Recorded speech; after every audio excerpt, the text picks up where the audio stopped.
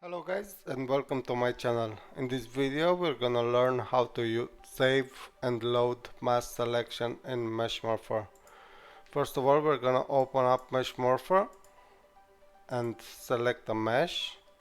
We're gonna work with mannequin for this tutorial. Let's create a new morph target, test one, and open it.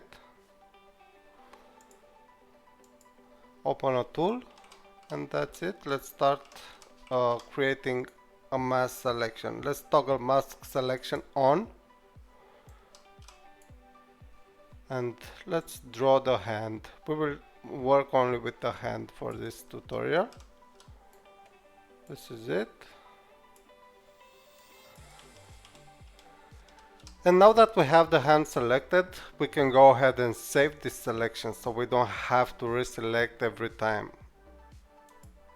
This is the left hand because we're mirrored. If we turn around, it's gonna be the left hand, and just right, left hand selection.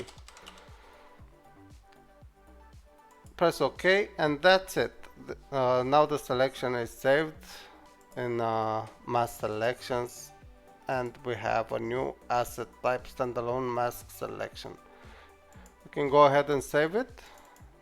This asset will just hold the parent skeletal mesh that this asset is working with, this selection is working with, and selected vertices and selected triangles. This is it. And now if we want to open the selection back, we will select again the mannequin, select test one, open a tool, and to load the saved selection we will go to mask selection here and select left hand selection. Once we select it, load mask selection will actually load it. Yeah, this is it for this video, guys. Hope this helps you with your projects. Don't hesitate to contact me if you have any questions, and yeah, see ya, bye.